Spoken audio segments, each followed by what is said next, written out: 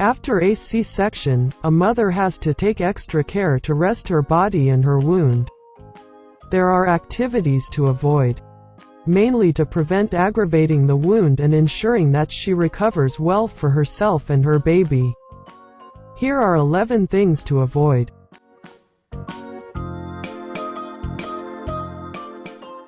Number 1. When you are allowed to use the restroom. Never ignore nature's call, as that could lead to trauma to your incision.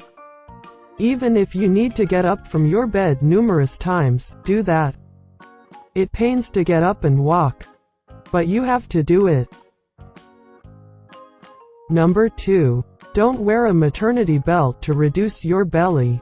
Your belly will shrink back to its size on its own. Using a maternity belt can increase your chances of suffering from a hernia later. Number 3. Avoid wearing tight clothes. I know that sometimes we are just in a hurry to wear our pre-pregnancy clothes and forget how important it is to take it easy and let our bodies heal. Even though you might be wearing a postpartum girdle, it is crucial that you wait at least 6 to 8 weeks for your incision to heal completely. Avoid wearing tight clothes. Whether it's a shirt or pants, or any clothing that might rub on the incision. Number 4. Avoid lifting weights. You just had major surgery and lifting heavy object is a big no.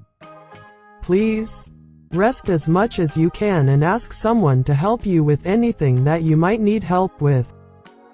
Lifting heavy objects can cause your incision to open, and this will only result in a painful experience for you. Also, depending on whether you had staples or stitches, you will run the risk of your doctor stitching you up again or placing more staples on your incision. Be careful and take care of yourself. Number 5. Don't try to start exercising right after your delivery. Wait till your doctor gives you a go-ahead. Abdominal pressure too early can be dangerous and can lead to bleeding. Instead, try walking with your baby in arms or pushing the stroller in the park, which will be enough activity. You can, however, exercise with your baby with these tips. Number 6. You must avoid touching your incision while it's still healing because you can get it infected. Your incision is fresh and it's practically still opened, so you want to avoid any contact to the incision. When you are taking a bath, use a cloth and lightly wet it with warm water and just dab it on top of your incision very carefully. Also, make sure to completely dry the incision area with a dry towel. Number 7. Work on a comfortable sleeping position. Even after your stitches are cut and the healing process has started, you might not be able to lie on your back as it could pain tremendously. You might still have to sleep sideways. Number 8. Avoid constipation. Keep yourself hydrated enough. With the incision still healing, putting pressure on your abdomen could be fatal. Number 9. Don't avoid breastfeeding just because it gets uncomfortable to sit for too long with your baby. In fact, breastfeeding for many reasons is good for your baby and speeds up your healing process.